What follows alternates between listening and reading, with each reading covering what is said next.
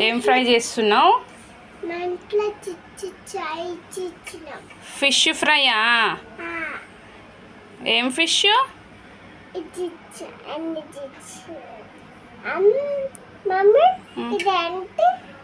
అదా, అది ఫిష్.